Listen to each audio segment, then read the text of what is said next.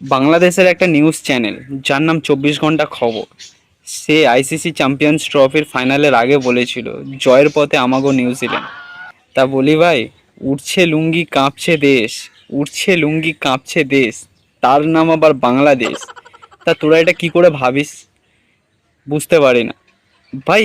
আমাদের ম্যাপে দেখা গেলে এটা বলে ভাই ঘরের সাথে অ্যাটাচ বাথরুম, তোরা অ্যাটাচ বাথরুমে এত বড় বড় কথা বলিস, সেটা তো ভাবার বাইরে। আর প্রথমত জয়লাভটা কে করলো সেটা তো কালকেরই বোঝা গেল, আমাদের ভারত। তার জন্য মেনি মেনি কংগ্রাচুলেশনস ভারতকে। তো তারপরে সেকেন্ড হতো তোদের সাথে ভাই চ্যালেঞ্জ আমরা নিতে যাই না, তার একটা নমুনা এই যে কিছুদিন ধরে দাদারা বলতেছে খালি দাদা আপনি একটা চ্যালেঞ্জ নেন না কেন, আপনি একটা চ্যালেঞ্জ নেন না কেন চ্যাম্পিয়ন্স ট্রফিতে। আমিও চ্যালেঞ্জ নিয়ে নিলাম।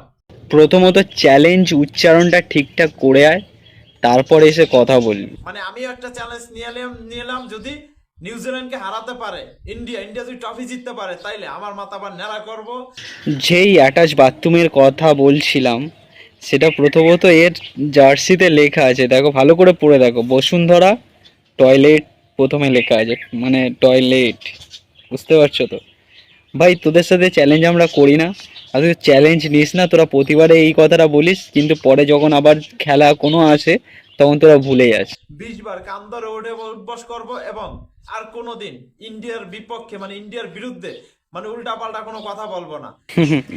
চ্যালেঞ্জ নিয়ে ভাই হেরে গেছি, যা গিয়ে আগে মাথাটা ন্যাড়া করায় তারপরে কথাটা বলবি।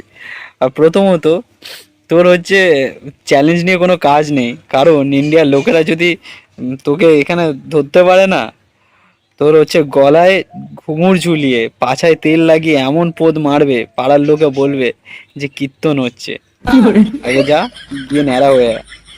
এইবার চ্যালেঞ্জ নিলাম, লাস্ট চ্যালেঞ্জটা দাদাদের অনুরোধে, দাদারা যেভাবে কমেন্ট করতেছে একটা চ্যালেঞ্জ নাও, পারলে একটা চ্যালেঞ্জ নাও। আমার ছোটবেলা থেকে একটা স্বপ্ন ছিল যে বড় হয়ে অনেক বড় একটা বোকাচোদা দেখবো। সত্যি ভাই আজকে দেখে নিয়েছি। উল্টাপাল্টা নিউজ করবো না, উল্টাপাল্টা কথা বলবো না, ইন্ডিয়ার পক্ষে কথা বলবো।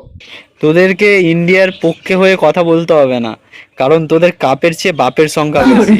আগে সেটা ঠিক কর, তারপরে পক্ষে হয়ে কথা বলতে আসবি।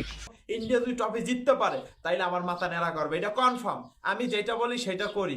এইসব বলতে নেই ভাই, লোকে তোমায় বড় বোকাচোদা বলবে। ঠিক আছে, যদি ভিডিওটা ভালো লেগে থাকে তাহলে লাইক কমেন্ট শেয়ার করো এবং অন্যজনদেরকে দেখতে সাহায্য করো।